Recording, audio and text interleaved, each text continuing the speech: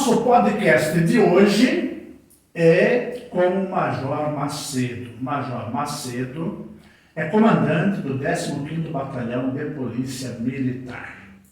Nós vamos falar sobre vários assuntos. Um pouquinho de formação, um pouquinho de carreira militar, a segurança em Caçador e região.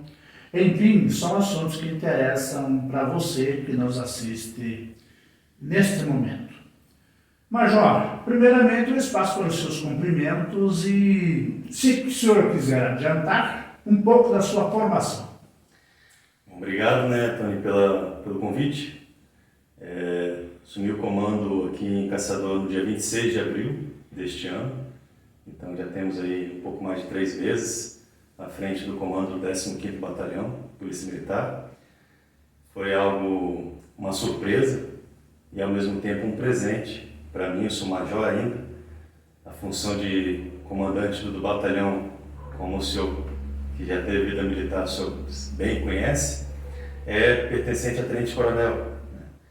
E eu ainda major recebi essa missão. Na verdade, eu me voluntariei para a função, considerando que não havia voluntários aqui para assumir o comando. Eu estando na região e assumir o comando aqui do Batalhão de Caçador me ajudaria, porque eu estaria mais próximo da família, a minha esposa e os meus familiares, os familiares da minha esposa, meus sogros, são de Canoinhas, mais próximo aqui. Estava em Joaçaba e eu estou na região há 10 anos.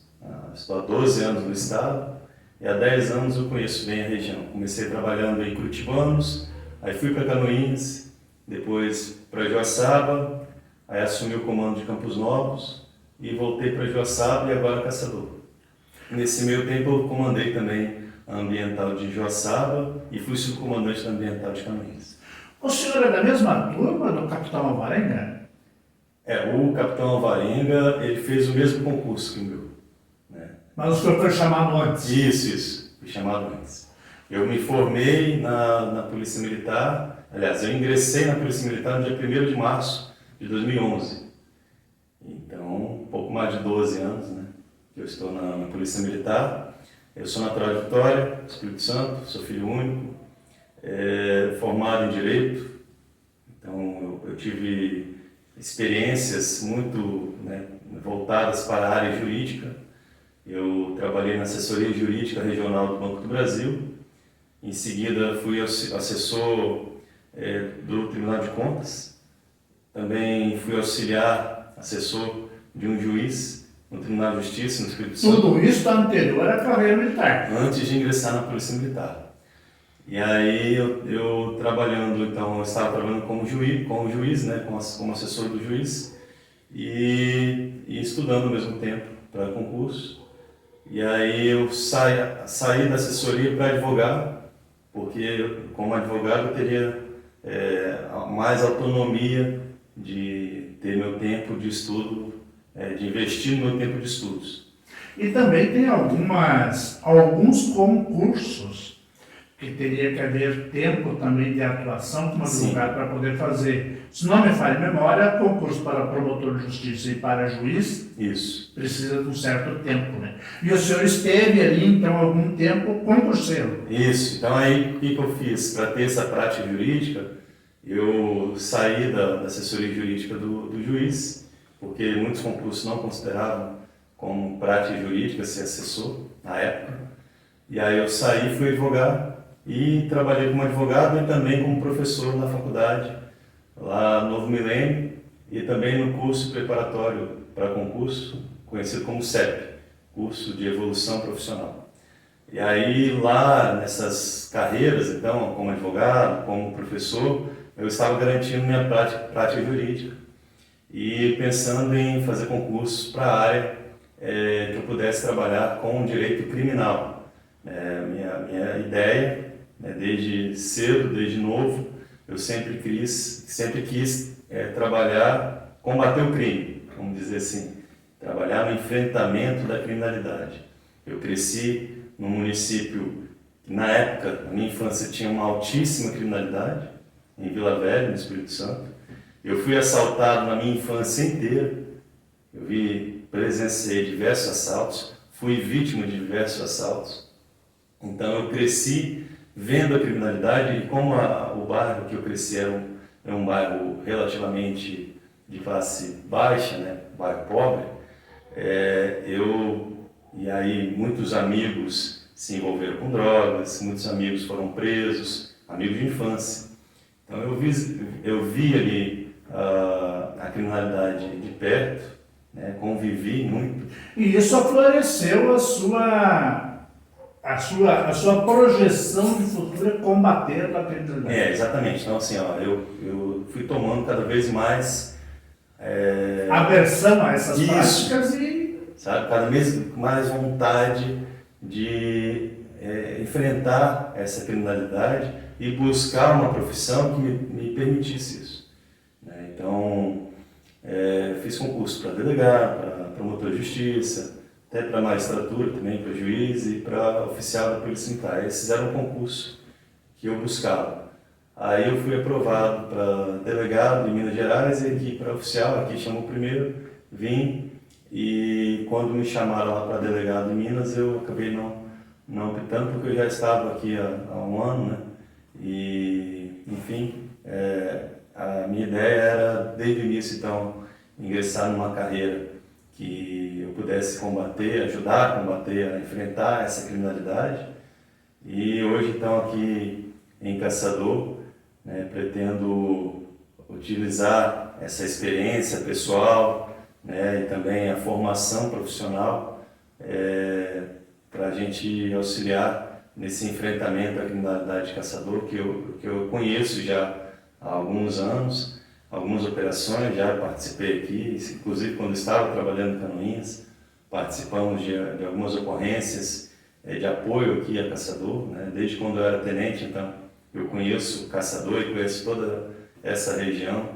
Né? Tivemos uma experiência com a questão dos caixeiros, né? Muito assalto a banco, há uns 8 anos atrás aqui. Também participei de um curso aqui em Caçador, justamente nesse tipo de ocorrência. Nós tivemos um simulado em Rio das Antas, né? O pessoal da região toda ficou conhecendo esse trabalho, gerou muitos comentários, né? Experiência grande, né, Major, nessa área aí. Mas assim, Major, os militares, né, eles têm um calendário meio dentro da cabeça. Acredito que o senhor seja talvez um pouco mais jovem que o capitão Alvarenga. 5 anos. E o capitão Alvarenga observa lá no calendário, me parece que em 2025 ele vai a major também. Isso. E ele tem lá a perspectiva, pela questão de idade também, de sair major, quem sabe tenente-coronel. O senhor, que é um pouco mais novo, o calendário muda, há a possibilidade do senhor sair como coronel ou exercer ou ser coronel durante o serviço ativo? Sim, eu tenho mais 15 anos de atividade, né? Dá tempo. Então, provavelmente eu vou ser promovido a tenente-coronel, pelo menos eu vou trabalhar para isso, né? A perspectiva de eu ir a tenente-coronel pelos cálculos que a gente já fez, né? A gente que eu falo, eu e minha turma, né? Nós já fizemos o cálculo de ser promovidos daqui 7 a 8 anos. A tenente-coronel. A tenente-coronel. É tão grande esse período de major? O período interstício de major é de 3 anos e meio. Só que a carreira ela está congestionada, vamos dizer assim, de tenentes-coronéis e de majores. Então tem muitos majores na minha frente e muitos tenentes-coronéis na minha frente, com bastante tempo para tirar, né, para trabalhar ainda, bastante tempo de ativos ainda. Na nossa linguajar civil, no nosso linguajar civil, a fila é grande. A fila é grande para se aposentar, vamos dizer assim, né? Então eles não vão para a reserva tão cedo. E aí, com isso, as carreiras ficam travadas e existe uma quantidade, um número de vagas limitado de cada carreira dessas, né? Mas a gente também, eu não tenho toda essa pressa, né? Acabei de ser promovido a major tem 1 ano, então a ideia é contribuir aqui, e já estou também na função de tenente-coronel, Isso vai, com certeza, me auxiliar a ganhar bastante experiência. Foi por isso que eu também me voluntariei. E espero estar à altura e vou me esforçar ao máximo para que Caçador cresça de uma maneira saudável, porque Caçador tem crescido, né? As grandes empresas, a geração de empregos está muito grande, isso atrai as pessoas, isso faz com que a cidade cresça. E atrai de tudo, né? E atrai de tudo. E, normalmente, se esse crescimento não se der de uma maneira saudável, gera diversos problemas sociais e aumento da criminalidade. Então, a ideia é que a Polícia Militar trabalhe em conjunto com todos os órgãos, né, com todos os entes, para que a gente possa ter um trabalho preventivo, né, identificar os bolsões de pobreza, que normalmente são locais que dão origem à criminalidade, né, onde há desordem, a gente fala, né, que a desordem gera desordem, e fazer com que a gente consiga, junto com a prefeitura e com outros órgãos, pensar em estratégias para gerar ordem e, com essa ordem, evitar o aumento da criminalidade e também trabalhar pontualmente nos focos de criminalidade. O grande problema que a gente enfrenta, e que não é só um problema de Caçador, mas é um problema do Brasil, é a impunidade. Então, o problema todo hoje de criminalidade no Brasil é a impunidade. E tem um livro que fala sobre isso, eu sei que o senhor gosta muito de ler, é um livro do Roberto Mota, que fala sobre a construção da maldade.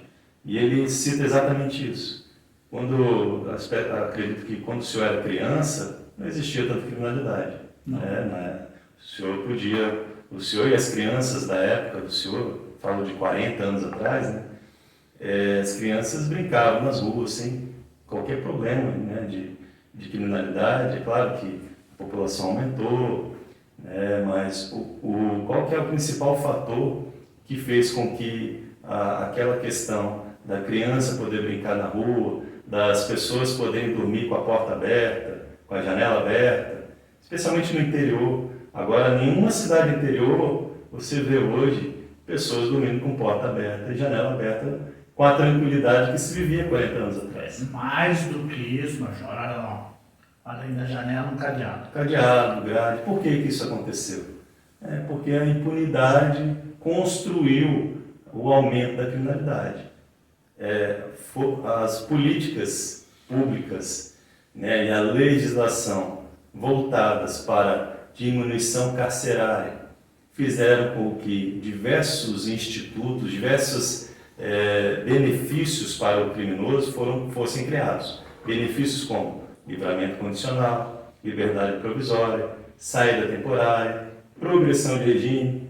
O cara que é condenado a 20 anos, no regime fechado, e aí normalmente se ele cumprir um sexto, se não for crime hediondo, cumprir um sexto da pena, ele já progrediu para o semiaberto. E hoje há um entendimento, né, dos órgãos judiciais, os de cúpula, de que a pessoa, se não tem regime semiaberto, e na grande maioria dos locais não existem condições de regime semiaberto, né, de uma colônia agrícola, enfim, tem todo lá na legislação de execução penal a previsão do que é um regime semiaberto.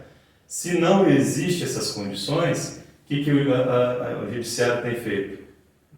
Prisão domiciliar. Ou seja, na prática, a prisão domiciliar, que é colocar uma tornozeleira eletrônica na pessoa, é impunidade, é liberdade. A propósito, Major, tem um despacho da Vara Criminal de Caçador, me parece do início do mês passado, a respeito do fechamento em 26 de outubro, se as condições não forem resolvidas, fechamento do Presídio Regional de Caçador. É um assunto que esbarra justamente aí nessas condições. Exatamente. Evidentemente, o senhor tem conhecimento desse aspecto, né, de que pode ocorrer o fechamento. Particularmente, eu já vejo a sociedade se movimentando para que a SAP, a Secretaria de Administração Prisional, tome as providências e não deixe isso acontecer. Mas, se isso acontecer, a tendência é que as coisas se compliquem um pouco mais. O senhor não entende dessa maneira, Major? Sim, eu vou deixar esse assunto, como ele está sendo resolvido a nível de governo, né, governo do Estado, o próprio governo municipal está participando dessa decisão, e eu vou deixar para comentar, se for o caso, depois dessa data. Né? De 26 de outubro. Até para não atrapalhar Tem muita coisa em andamento, né? Isso, a organização, mas o que eu quero dizer quando se criaram essas medidas de benefícios aos criminosos, pensando em desencarceramento, em redução da população carcerária, na verdade o que se estava criando é uma alimentação da impunidade. Quando você alimenta a impunidade, é uma alimentação da criminalidade. Quando você tem a impunidade, é a impunidade que alimenta a criminalidade. Porque o criminoso, quando percebe, bom, eu cometi esse fato aqui, um assalto, fiquei 3 meses preso, e já consegui, através de um advogado, uma liberdade provisória, e já consegui, né, voltar à minha atividade criminal, então quer dizer, o crime compensa. E aí, o que eu gero? Ao invés de reduzir a população carcerária, eu aumento a população carcerária, porque vai ter, com aquele comportamento, outras pessoas estão vendo, poxa, outras pessoas que estão na mesma situação social daquele cidadão que cometeu o crime. Matou, roubou e não deu nada. Isso encoraja que outras pessoas com desvio de caráter, né, com problemas de personalidade, né, com a personalidade voltada para o crime, essas pessoas se encorajam porque estão encorajadas pela falta de punição. A impunidade encoraja a criminalidade. Então eu aumento a população carcerária e transformo aquela população num rodízio gigante, fazendo com que aquelas pessoas que estão presas ali, ao sair do sistema carcerário, elas voltam a cometer crimes e voltam a ficar presas e vão estimulando cada vez mais pessoas a entrarem nesse ciclo gigante, um círculo vicioso gigante. Vicioso. Né? Um círculo vicioso gigante. O sistema carcerário não consegue recuperar as pessoas, né? E que é um grande problema também. Em princípio, seria uma missão do Estado ressocializar as pessoas, os presos. E aí, aquelas políticas que surgiram para compensar o regime militar, que foi severo contra a criminalidade, por que na sua infância o senhor não sofreu com a criminalidade? Por que na sua infância a sua casa podia estar com a janela aberta durante a noite que não ia entrar ladrão? Porque a percepção de polícia, de policial, vamos traduzir aqui, o medo do policial, da polícia era muito maior. Exatamente. Você não cometia crime porque sabia que a punição era severa e era dureza, não era? E era certo que ia ser punido, não era uma dúvida, era certo que ia ser punido. Então isso fazia com que a prevenção ao crime fosse muito maior. E aí agora, do jeito que nós estamos, como que nós vamos recuperar, como que a gente vai voltar àquele tempo? Só de maneira a reprimir cada vez mais, com leis mais severas, acabando, por exemplo, com a progressão de regime, acabando, por exemplo, com a saída temporária. A gente tem que voltar àquele tempo. A diminuição da maioridade, da idade da maioridade, é um dos temas, senhor considera? Exatamente, considero. Então, eu não sou político, né? Eu sou um comandante da Polícia Militar, trabalho dentro de uma área técnica e não política, mas a política nos afeta. Dessa maneira, né? Dessa maneira. Então, a gente avalia, a gente verifica, a gente percebe que as políticas públicas criadas para beneficiar o criminoso, na verdade, há uma inversão de valores que beneficia aquele que está agindo contra a lei, agindo contra a sociedade, em prejuízo daqueles que são bons, em prejuízo dos que produzem.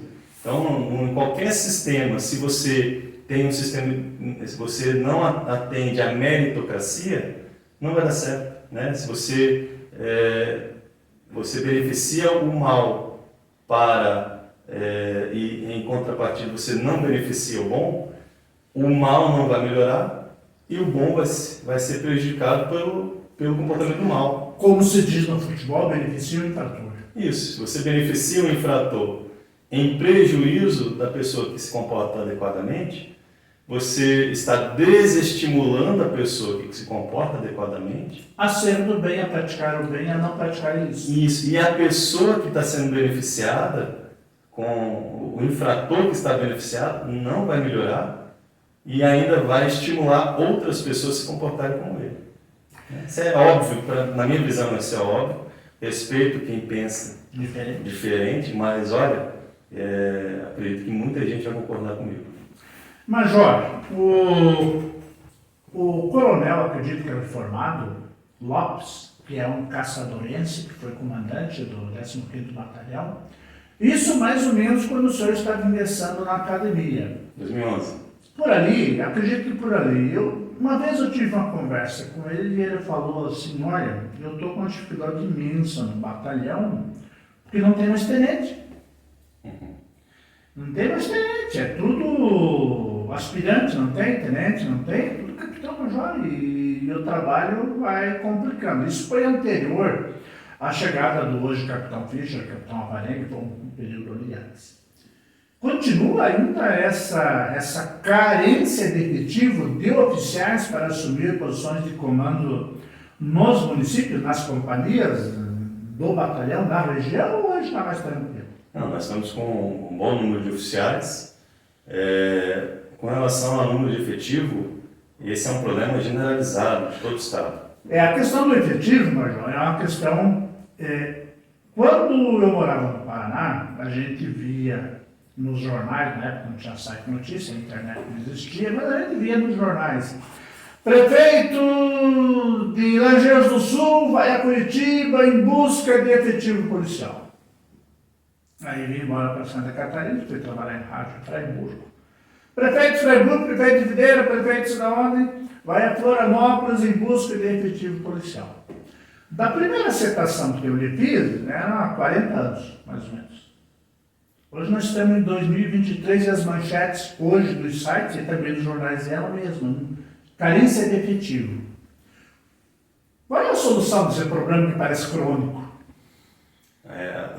Assim, o que nós temos que investir, na minha visão, é focar no avanço tecnológico que nós temos hoje, com drone, com câmeras, com tantos sistemas. Rede de vizinhos, etc. Rede de vizinhos. Mas temos câmeras, por exemplo, que faz leitura de placa, leitura do rosto, né? leitura facial. Então a tecnologia hoje nos ajuda. Então, mais do que a gente se preocupar com o tamanho do efetivo, eu acho que é preocupar com tecnologia e ferramentas, com o funcionamento adequado das ferramentas e treinar os nossos policiais para usar essas ferramentas de uma maneira cada vez mais eficiente. Porque eu vejo assim, o problema do aumento efetivo é algo que depende muito de orçamento, né, da questão física. Você já recebeu visitas do batalhão aqui de prefeito pedindo efetivo na região? Já, muito. Isso que estou só 3 meses aqui. Mas é que assim, o salário dos policiais aumentou. Em relação ao que existia anteriormente. Há 15 anos, 20 anos, era uma lástima. Sim, então nós tínhamos, há 15 anos atrás, nós tínhamos aproximadamente 14 mil policiais, né? E hoje nós temos aproximadamente 8 mil. Então, menos 6, quase a metade. Né? Diminuiu quase a metade de 15 anos para cá de efetivo. E a população aumentando. E a população aumentou. Só que hoje, com todo o respeito aos nossos policiais antigos, mas hoje nós temos uma exigência de formação um pouco maior e temos as condições de ter policiais que sabem operar a tecnologia em seu próprio favor, né? Então, a questão de efetivo, contratação de efetivo é importante, de uma forma que a gente não perca mais efetivo porque estamos no limite. Não perca mais do que já perdeu até agora. Já perdemos em razão de governos anteriores que não contrataram talvez estrategicamente, pensando na aposentadoria, pensando em melhoria de salário, enfim. A quantidade de policiais está reduzida, mas nossos policiais hoje, de Santa Catarina, têm um dos melhores salários do Brasil, né? Então, para a gente manter esses salários contratando mais policiais é um cálculo difícil de ser feito para o governo. Isso vai gerar aumento de impostos, né? Então, manter financeiramente a quantidade de policiais que existia antigamente com o salário que tem hoje, isso é uma fórmula matemática que é difícil de ser paga. Porque, Major, eu converso com alguns policiais militares do seu batalhão, não só daqui como da região, e eu me recordo que lá em 1900 e bolinha, no meu tempo, o ingresso na polícia militar, eu acho que nem no ensino médio era necessário. Sim, não era. Eu tive proposta quando saí do Exército a ingressar na polícia militar no Paraná, em Cascavel. Sei, por cargas águas, eu acabei não aceitando. Depois passou a exigência do segundo grau. E hoje é necessário curso superior. Inclusive teve uma turma, não muito antiga, uma turma aí de uns 10 anos, que tinha 2, 3 agrônomos e etc. Sim. Só acredito que essa necessidade de formação para o ingresso na polícia já traz o formando, o futuro policial mais pronto para a atividade policial? Certamente, sem dúvida. Porque nós temos hoje, na Polícia Militar, a Polícia Ambiental, por exemplo, é uma grande referência nesse sentido. Policiais que vão hoje verificar danos ambientais são formados em engenharia florestal, engenharia ambiental, biologia, medicina veterinária. Então, são formações próprias para ser trabalhado dentro do meio ambiente. Policiais fora da Polícia Ambiental, mas dentro da nossa instituição ordinária, né? Dentro da Polícia Militar, nós temos formação em educação física, profissionais formados em direito, profissionais formados em administração, contabilidade, economia.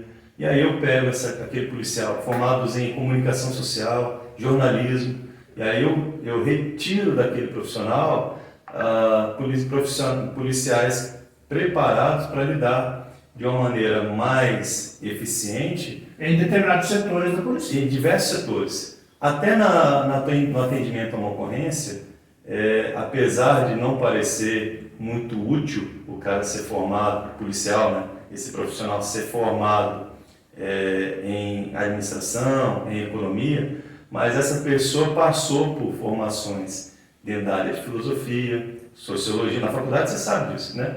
Na faculdade, esses profissionais formados em direito, em administração, em economia e outras profissões, eles têm dentro da sua formação a filosofia, a sociologia, a antropologia. As chamadas disciplinas básicas da formação de nível superior. Exatamente. Então, essas disciplinas básicas, elas fazem com que aquele profissional entenda melhor a situação em que aquela pessoa está inserida e pode ter melhor trabalhar com essa situação. Isso, pode ter melhor empatia, sabe? Melhor empatia e fazer com que a pessoa, ao ter essa empatia, a pessoa aceite melhor a abordagem policial. O policial deixe de ser aquele policial truculento, tinha fama, com todo respeito aos policiais, aos nossos veteranos, que estavam numa condição social da época que exigia isso, que exigia que eles fossem, muitas vezes, um pouco mais rígidos. Tudo ao seu tempo. Né? Exatamente. Hoje em dia, em cada esquina, eu tenho uma câmera ou pessoas filmando com o celular a abordagem policial. Eu preciso ter policiais que tenham argumentos para chegar, por exemplo, numa ocorrência de violência doméstica e conversar com o marido violento e muitas vezes ganhar a ocorrência sem precisar de agir com agressividade. Com força. É óbvio que muitas vezes, na maioria dos casos, vai ser necessário o uso da força. E nossos policiais estão preparados para isso. Não só para o uso da força, como também para o uso dos equipamentos de uso progressivo da força. Muitas vezes não precisa usar uma arma de fogo. basta utilizar um equipamento, um dispositivo de eletrochoque, né, uma taser, uma Spark, e mobilizar o cidadão ali, colocando algema e tal.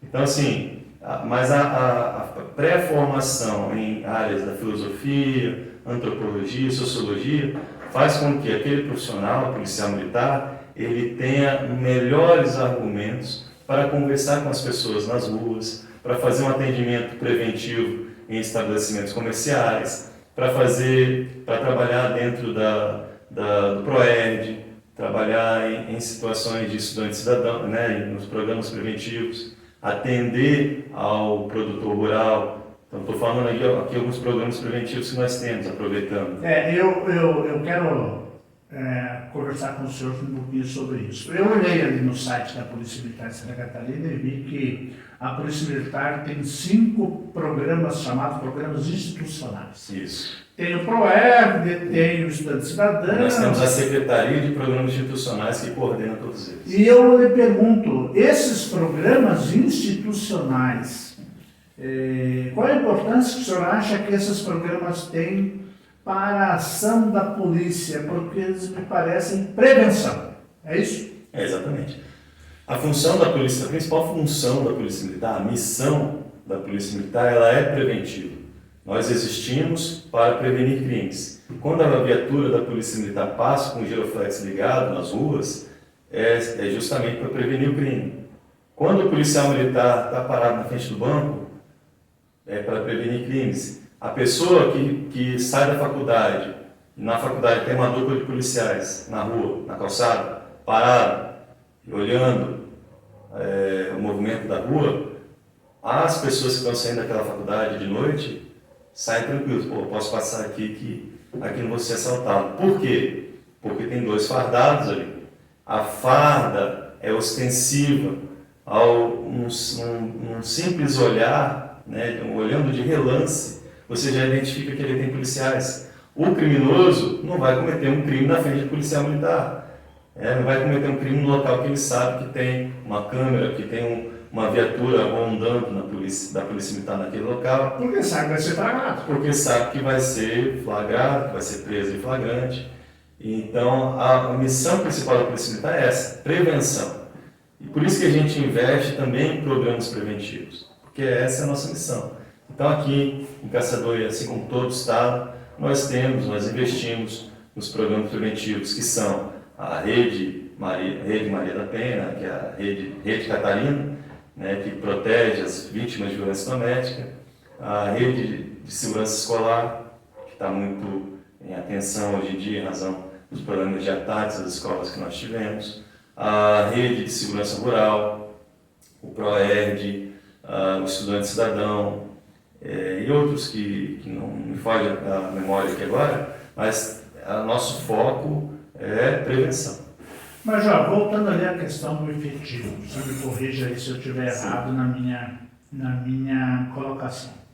Há algum tempo, não me recordo, talvez 5, 6 anos, a Polícia Militar investiu na formação de policiais temporários, não me lembro se é essa, agentes para cuidar de funções administrativas, o que faria com que a polícia dispusesse de maior efetivo para as ruas.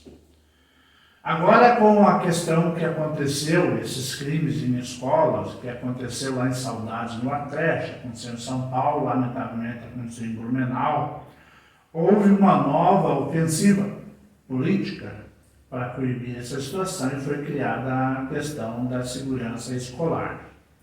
Em muitos casos, Caçador especificamente,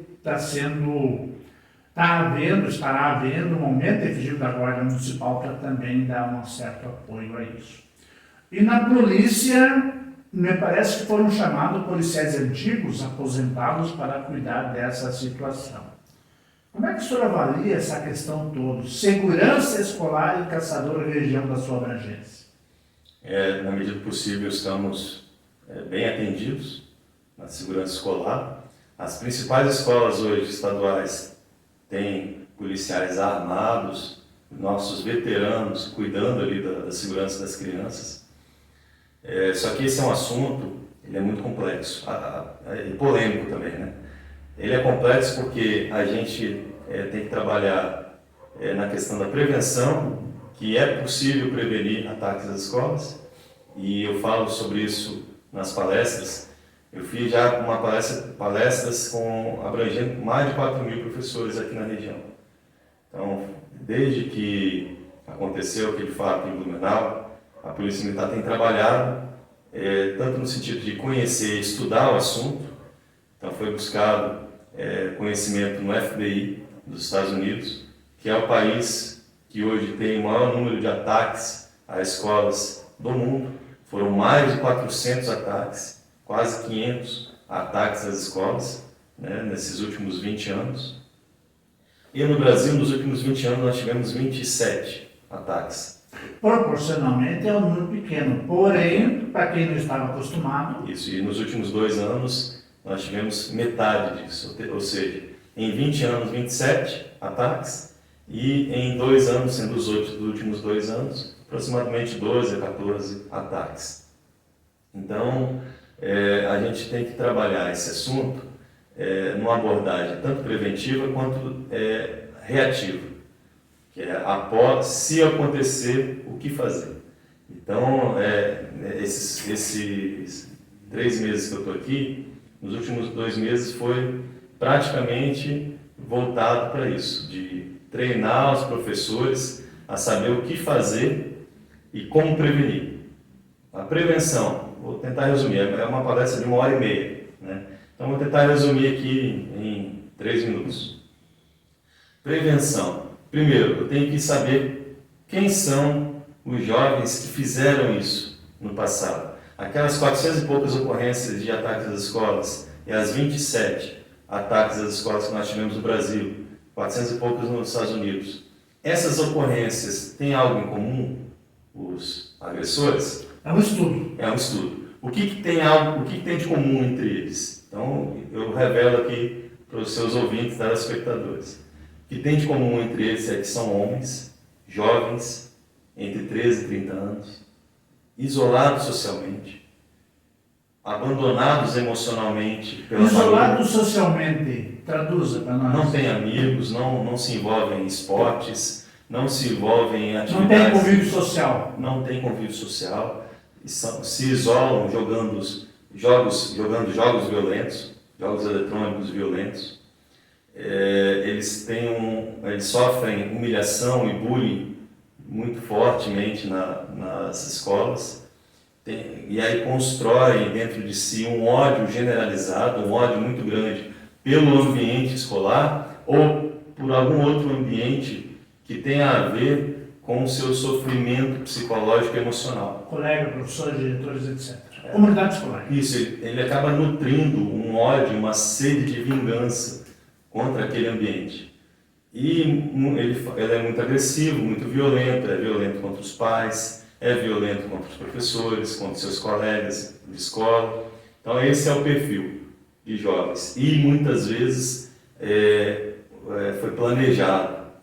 E muitos ataques às escolas, o planejamento por mais de 1 ano, feito planejamento com outras pessoas que ficaram sabendo do planejamento e não fizeram nada. Longo prazo. Sim, são ataques muito bem planejados, a maioria deles, né?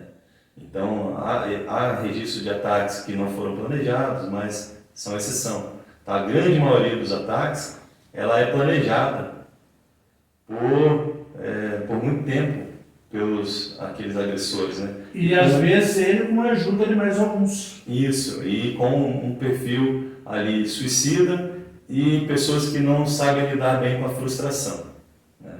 Então, por exemplo, aquele ataque lá que teve a maratona de Boston. Das bombas que estavam na mochila. E 2 bombas que foram acionadas nas mochilas e eram 2 irmãos. Aqueles jovens ali, que eram descendentes de árabes, né, vieram da Arábia Saudita e foram buscar o sonho americano nos Estados Unidos, e o pai deles foi morar em Boston buscando uma vida melhor para os filhos. O avô havia participado da Segunda Guerra Mundial, tinha sofrido muito na época, enfim, aí tem todo um contexto histórico. Aquele jovem mais velho, dos irmãos mais velhos, que programou, que planejou todo o ataque a maratona, em que morreram 3 ou 4 pessoas e mais de 200 ficaram mutiladas, né? Ele planejou, mas ele fez aquele planejamento após uma frustração que ele não soube lidar muito bem, porque ele era um atleta de boxe e ele tinha sido selecionado para representar os Estados Unidos nas Olimpíadas, que iam acontecer no ano seguinte. E aí ele foi vetado, porque ele não era cidadão americano. Embora ele tivesse sido naturalizado americano, Não era cidadão. ele não era cidadão nato. Traduzindo para você, ele tinha documento, que no Brasil chama-se naturalização, mas ele não era nato, ele não havia nascido nos Estados Unidos. Exatamente. E aí ele entendeu que aquilo ali foi um preconceito muito grande contra ele, e ele era muçulmano, e ele achava que era uma questão também religiosa. E com isso ele passou a nutrir um ódio, aí ele foi visitar os parentes dele na Arábia Saudita e voltou com um pensamento já totalmente destinado ali, convicto de praticar um ato terrorista. E ele aproveitou que ia ter muitas pessoas no evento, que era o principal evento da cidade que ele morava, né, a maratona de Boston. E aí ele planejou junto com o irmão dele, mais novo, que também tinha e era muito influenciado pelo irmão mais velho, e ali foi acionado as bombas. Então assim, os jovens que embora não fossem isolados socialmente, porque eles tinham um convívio social anterior, mas quando eles passaram por uma frustração muito grande e não souberam lidar com aquela frustração, eles se isolaram, e os amigos deles falam, tem até um seriado na Netflix, que é interessante as pessoas, né, que quiserem saber sobre esse caso, lá está Procurados, o nome do seriado, né? Procurados, o atentado a Boston. Então, quem digitar ali na Netflix Procurados, já vai achar essa série, são 3 séries, 3 episódios. Enfim, então o que eu oriento os professores nessas palestras? A falar com os pais, conversar com os pais, para que observem os seus filhos. Muitos pais não sabem quem são os amigos dos filhos, muitos pais não sabem o que o filho faz na internet. Então, para que os pais também tenham essa responsabilidade. Sei que é difícil, sei que muitos pais não estão nem aí para os seus filhos, né? Literalmente. Então, é algo que é difícil, que depende de uma paciência. Não é o caso também de transferir a responsabilidade da família para o colégio. É quase uma utopia, mas é um dever do cidadão de bem persistir nesse. Isso, exatamente. A gente tem que acreditar, né, que a palavra não volta vazia, assim como a gente escuta muito nas igrejas, né? Então, acreditar que uma palavra de orientação dada ao pai, a uma mãe, vai ser bem recebida, que vai surtir algum efeito, pelo menos. Então, eu oriento os professores a orientar os pais, né, em relação a essa aproximação com os filhos, evitar que o filho fique muito no celular, em jogos eletrônicos, estimular o pai e a mãe que brinque mais com seus filhos, né, que se envolva mais com seus filhos, que tire o filho do isolamento social. Você não vê muitas crianças e adolescentes hoje brincando nas praças, mais dentro de casa. E nós, em Caçadores, nós somos privilegiados com o Parque Central. Sim, nós temos um ambiente muito interessante aqui, né? E felizmente nós temos muitos jovens participando desse ambiente, mas poderíamos ter mais jovens, né? Bom, você é cidadão, você é cidadã, vocês tiveram aqui, nas palavras do Major Macedo, uma aulinha ali com relação aos filhos nessa questão da segurança escolar. Ele traçou um perfil e mostrou, ainda que rapidamente, o que nós pais temos que tomar cuidado e ficar, assim no popular nosso, ficar de olho naquilo que vem acontecendo. E sabe o que é interessante, Tony? Ensinar o jovem a lidar com a frustração, a lidar com a provocação, sabe? Aquela provocação que hoje é chamada de bullying, né? Que na nossa infância a gente sofreu e estamos aí sem traumas, né? Na verdade, o bullying, os apelidos que eu tive na vida, eu não me recordo de muitos, não dei a menor importância. Agora, se imagina se a gente fosse falar de bullying do tempo do serviço militar nosso. Meu Deus, não, olha. Não estaríamos aqui, né? Não. Então é importante que o jovem, desde criança, aprenda a lidar com a provocação.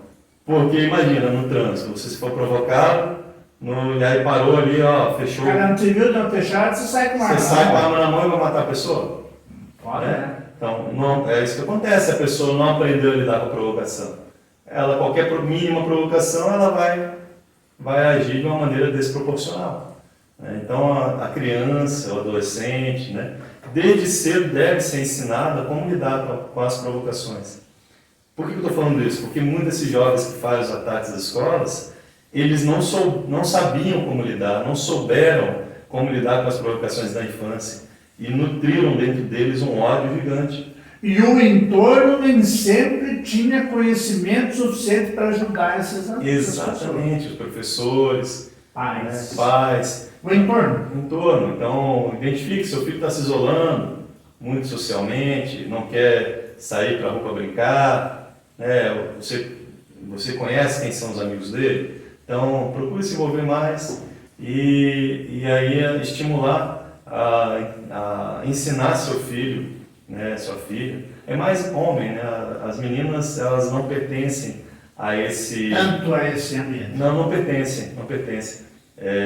Não se tem registros de ataques às escolas cometidos por meninas. É interessante isso, né? E aí se fala muito da masculinidade tóxica, né? Talvez nesse sentido tenha alguma razão, porque realmente os registros de ataques são cometidos por homens, mas por quê?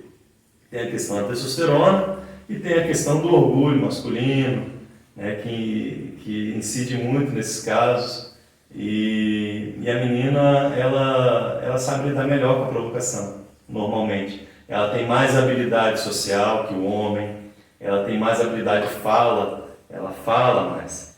Né? Quando o homem está perdido, ele não pede ajuda para as pessoas, ele vai ficar perdido enquanto ele não achar que ele não pede ajuda para outras pessoas. É um perfil masculino. Já a mulher não, ela tem mais habilidade social, mais habilidade de fala. Isso é uma questão de evolução, né, do homem e da mulher, uma diferença entre eles, em razão cultural e também em razão hormonal, em razão uma razão fisiológica para isso. Importante citar aqui, abrir uma brechinha para a seguinte informação. Na semana passada, o Supremo Tribunal Federal, o STF, anulou a possibilidade de réus e defensores apresentarem teses de legítima defesa da honra nos crimes contra mulheres. Explico. O cidadão vai justificar, eu bati na esposa, na namorada, agredi com faca, dei um tiro porque eu soube que ela estava me traindo. Legítima defesa da honra. Acabou, não existe mais isso. Acabou. Major, quantos municípios o senhor tem sob a sua jurisdição no comando do batalhão? Desculpa, posso só mudar? Eu me recordei agora de uma informação importantíssima a respeito da prevenção das características dessas pessoas que causam os ataques às escolas. A questão do jogo eletrônico, que eu falei, mas não expliquei por quê. A criança, o adolescente, quando se envolve com jogos eletrônicos violentos, e aí muitos pais veem lá a proibição, né, de menor de 18 anos. Esse jogo é proibido para menor de 18 anos, mas está lá o garoto de 12, 13 jogando, né?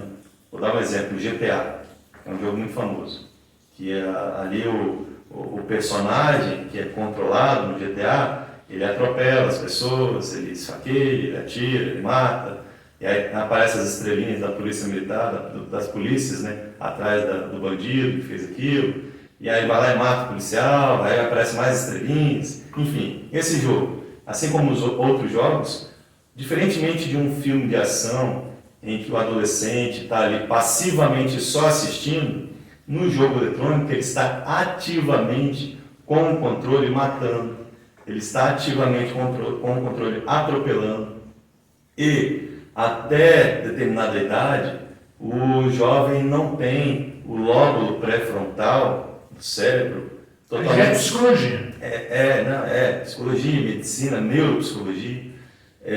O lóbulo pré-frontal do cérebro, ele ainda não está completamente formado até determinada idade, salvo engano, 25 anos. Então, esse lóbulo pré-frontal do cérebro, ele é responsável pelos limites morais, pela formação moral da pessoa. Então, quando a pessoa ainda não tem se formado e está ali jogando, matando e atropelando, acontece um desvalor à vida, um desvalor ao próximo, dentro da cabeça da criança, do adolescente, que ele se forma adulto muito sem esse valor à vida dele. Então, não é só um fator, tá?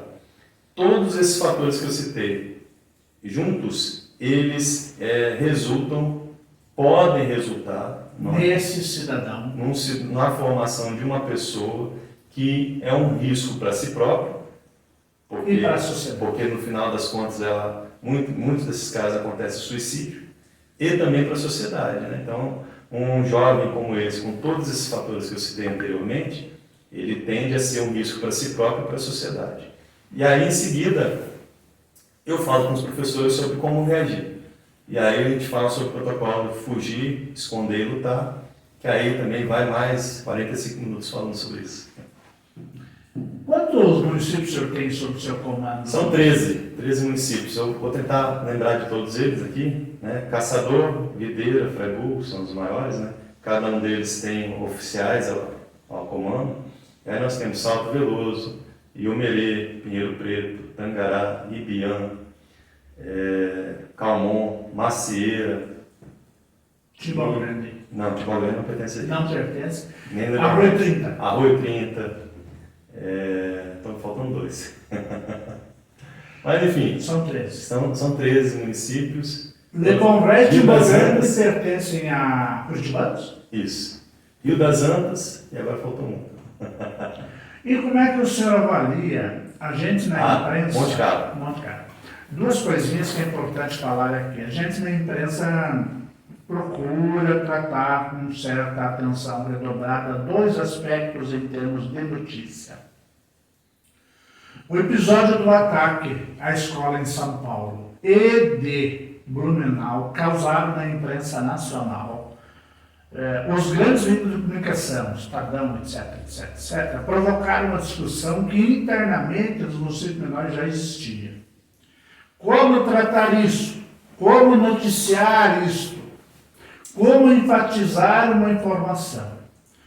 E sem provocar uma reunião em Caçador e região, mas quase que num senso comum dos jornalistas, ou grande maioria deles, trabalhou-se aí no cuidado com relação a essas coisas, a essas notícias, porque muitas vezes a notícia mal dada ela pode incitar, incentivar mais ocorrências do mesmo gênero. A segunda questão com relação à imprensa é como se trata, como se dá uma notícia do suicídio. É outra coisa problemática, porque na nossa região seguidamente ocorrem casos de suicídio e a maioria da imprensa trata isso com muito cuidado. Quando acontece com uma pessoa popular, uma liderança, a gente tem um cuidado muito grande, porque não tem como deixar de dar, de certa forma, a notícia. Mas quando ocorrem com pessoas quase anônimas, a gente praticamente ignora, a maioria. Muita gente dá a notícia sem assim, se ater à normalidade e à informação. Nós temos até a gente aí que são os caça-likes, caça-cliques, que dão a notícia assim, da mesma maneira. O mesmo ocorre com fotos. Nunca em minha vida, de mais de 30 anos de jornalismo, eu dei a notícia com foto, que às vezes a gente chama de foto trash. Aquelas fotos assim, Sim. muito focadas, muito em cima, que mostram detalhe de um crime, de um acidente, etc. Então, eu faço parte do grupo de pessoas que trata esses dois tipos de matérias com bastante cuidado. Mas voltando aqui com o Major Macedo. Major, como é que o senhor avalia nesses 13 municípios a segurança, o estágio da segurança? Nós temos municípios muito tranquilos, né? Os grandes focos mesmo de problemas criminais que nós temos aqui é o município de Caçador, especialmente nos bairros mais carentes, o município de Monte Carlo nos preocupa, o próprio município de Videira e Friburgo também nos preocupa bastante. Porque esses municípios, já Monte Carlo ali, mas eu conheço pouco. Friburgo eu morei 15 anos, Videira conheço muito tempo, Caçador estou aí 16. Existem uns bolsões de comunidades carentes. Sim. E isso, os números mostram que isso parece que determinados tipos de crimes afloram em determinados locais. Na verdade, vem essa questão da criminalidade em locais carentes. Nós não estamos dizendo aqui que nos locais mais pobres só tem bandido, não é isso? Não é para esse lado, é outra coisa. Mas há uma teoria, isso existe argumento científico para a gente trabalhar com isso. E a teoria que fala melhor sobre isso é a teoria das janelas quebradas. Onde há desordem, a desordem gera desordem. Então, o que essa teoria fala? Se você tem uma janela quebrada e ninguém conserta aquela janela, em seguida outras janelas ficarão quebradas e aquilo ali vai gerar uma sensação de desordem que faz com que a desordem cada vez mais aumente, e se você não conserta essa desordem, você gera um ambiente favorável à criminalidade. É mais ou menos igual, isso é uma questão de psicologia social, é mais ou menos igual você tem na sua casa, a pia está limpinha, sem nenhum prato sujo, nem um copo sujo, a pia está limpa, está brilhando. Qual que é a tendência? Se você sujar um prato e você chega na pia e vê que a pia está brilhando, qual que é a tendência? Você vai lá e vai lavar aquele prato. E vai limpar e manter a sua pia brilhando. Agora, qual que é a tendência? Se você chega numa pia e a pia está toda com prato sujo, copo sujo, talheres, Tá mais um. Tá uma bagunça. Um prato a mais vai fazer diferença? Não. Então, tirando dessa teoria, dessa psicologia social e trazendo para a nossa realidade de comportamento social, de vivência em sociedade, quando você tem um crime num local ou uma desordem, aquela desordem vai gerar desordem, aquele crime vai gerar outro crime, porque, especialmente em um ambiente onde haja impunidade, como é o caso do Brasil, que a impunidade ela é gritante e a impunidade alimenta o crime. Então, se você somar a desordem com a impunidade, você tem um ambiente que gera cada vez mais criminalidade. E é basicamente nesse sentido que a gente tem que trabalhar, mas aí a Polícia Militar não consegue resolver esse problema sozinho. Depende de todos os setores públicos e também dos setores privados. E eu gostaria de dar um exemplo aqui de uma empresa, não sei se é possível falar da empresa. Pois não, fique à vontade. Mas essa empresa me impressionou muito positivamente, que é a Frame Port, a Frame, e ela tem lá dentro um projeto Pescar, que ela traz adolescentes de 15 a 19 anos, se eu não me engano, então pessoas ali, muitas delas em situação de risco, de vulnerabilidade social, econômica, e traz para dentro da empresa para ter acesso a um curso, a conhecimento sobre diversos assuntos de cidadania, voltados então também para a profissionalização dentro da área da madeira, e dar uma esperança para aquele jovem de construir uma vida melhor do que seus pais, do que seus avós, seus antepassados tiveram. E também aquela criança, aquele adolescente, quando tem a sua vida transformada pela empresa, ela indiretamente transforma a vida das famílias. Então aquela criança ali, aquele adolescente, ele não só aprende a como trabalhar com madeira, a conhecimento de cidadania, mas também aprende o autocuidado, a autohigiene e diversos outros assuntos. Então assim, não só a polícia militar, não só a prefeitura, não só os setores públicos têm responsabilidade com relação à transformação dos ambientes. As empresas também têm essa responsabilidade. E aqui eu gostaria de trazer, né, essa conscientização dos grandes empresários que nós temos aí na região, que certamente escutam e acompanham o seu programa, né, que tenham essa iniciativa. Pode ser que pareça que não vai dar lucro para a empresa, assim como a Fraport, né? É valor social. Mas é valor social, né, aquilo ali retorna de alguma forma, seja, talvez não em valor econômico, mas em sentido à vida. Porque o dinheiro não é tudo na vida, né? Então, e muita gente aqui na cidade, na região, tem, né, vamos falar de maneira bem simples, tem dinheiro de sobra, né? E a consciência, às vezes você alimentar, fazer com que dá oportunidade para outras pessoas, isso alimenta dentro de você um sentido de utilidade, né? Poxa, eu estou sendo útil para essas pessoas, isso nos dá valor, e com certeza a vida da pessoa que ajuda o próximo, que ajuda os outros, a vida da pessoa ganha um sentido maior. Não só aproveitar o dinheiro que ela tem, mas usar a oportunidade que aquela pessoa tem de usar o seu dinheiro, o seu patrimônio, que muitas vezes tem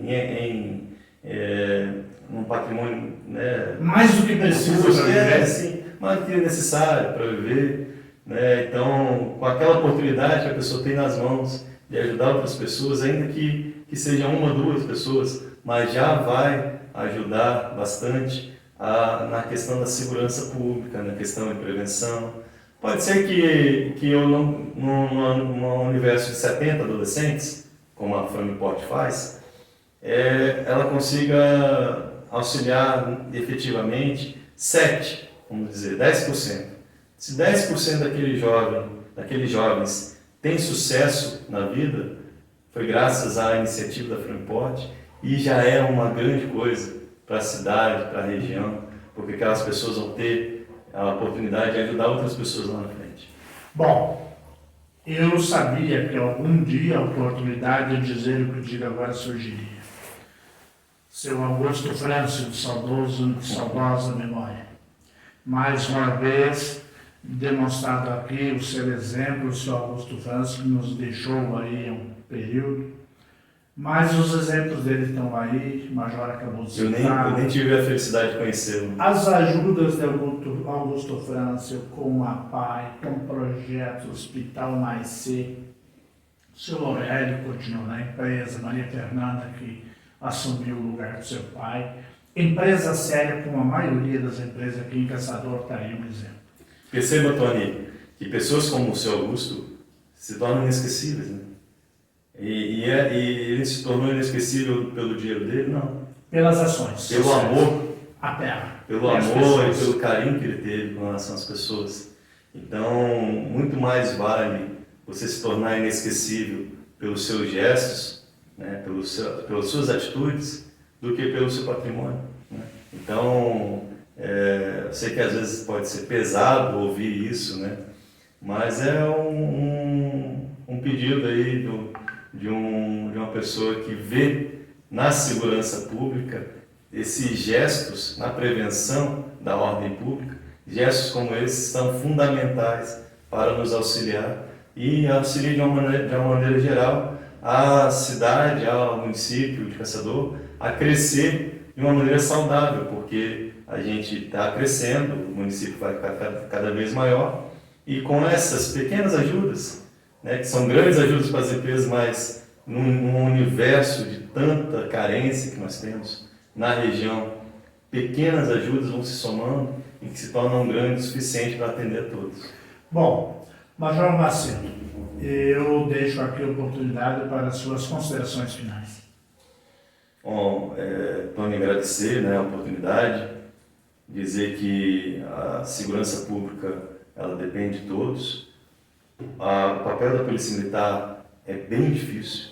Por quê?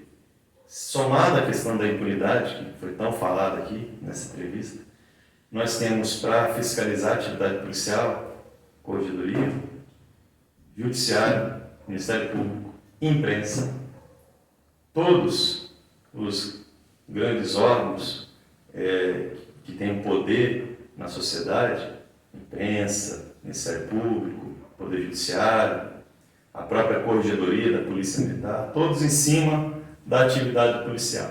Quantos desses órgãos estão fiscalizando o criminoso, certo? Tem alguém batendo aí? Eu peço para guardar um minutinho, porque nós estamos encerrando a entrevista.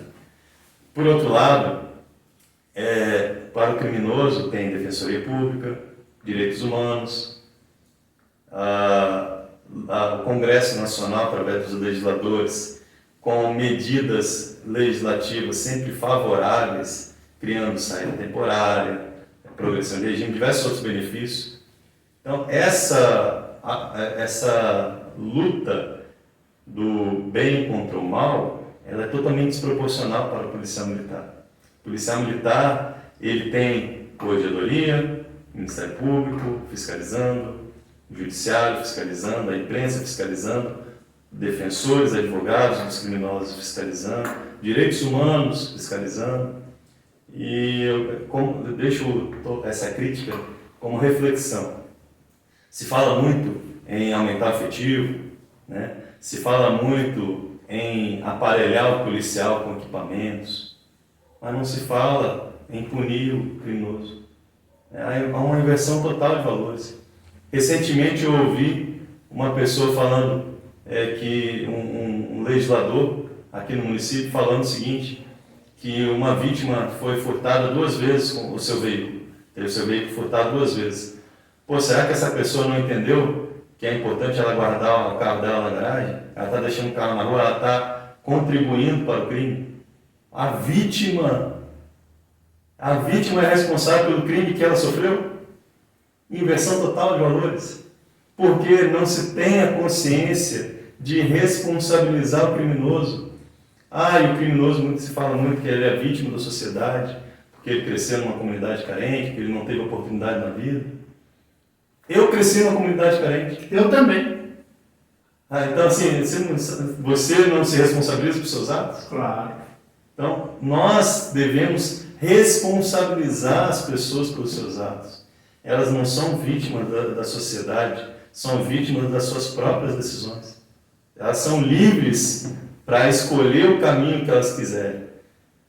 Pode ser, concordo, pode ser que uma ou outra tenha que se esforçar mais, porque outras pessoas nasceram com condições melhores e aí se esforçam menos, talvez, uma questão um pouco subjetiva, mas o que eu quero atentar aqui, finalizar a minha fala, devemos responsabilizar as pessoas pelos atos que elas praticam, devemos responsabilizar, portanto, o criminoso pelos atos que eles praticaram, de uma maneira exemplar, gerando prevenção para que não estimule outras pessoas a cometer aquele tipo de ato e para beneficiar e para recompensar o cidadão de bem. Esse sim que produz, que trabalha, que age corretamente. E a Polícia Militar, através aqui do comandante atual do 15º Batalhão, em Caçador, a gente, da nossa parte, a gente se compromete a fazer o nosso melhor trabalho, o máximo possível, para que a gente atenda o mais rápido possível as ocorrências, para que a gente seja o mais eficiente possível no atendimento das diversas ocorrências que nos aparecerem. Eu quero aproveitar a oportunidade. Eu sou um respeitador da polícia, acho que a polícia é uma das instituições mais sérias e mais que a sociedade realmente necessita do seu trabalho. Bombeiros e Caçador, uma instituição também muito querida. Respeitador da polícia, conheço muitos militares e quero aqui mandar um abraço para todos eles. Primeiro para o subcomandante do batalhão, capitão Alvarenga, que eu conheço do tempo que era soldado, passou no concurso, é oficial, mandar meu abraço ao capitão Alvarenga, que me conhece também há muitos anos. Mandar um abraço para o soldado Freire, que foi jornalista como nós, e que hoje está na Polícia Militar, mas não sei se o senhor ou o capitão, ou designou para também nos ajudar encaminhando as notícias. Então, muitas vezes a gente pede ajuda ao Freire. Freire, veja lá tal coisa. E o Freire, assim como faz comigo, faz com os demais colegas, e eu agradeço. Bom, O podcast All News, o podcast do Tony, fica por aqui. Na próxima quarta, mais uma entrevista com alguém que tem algo a dizer para a sociedade de Caçador de toda a região. Abraço, gente, e até quarta que vem.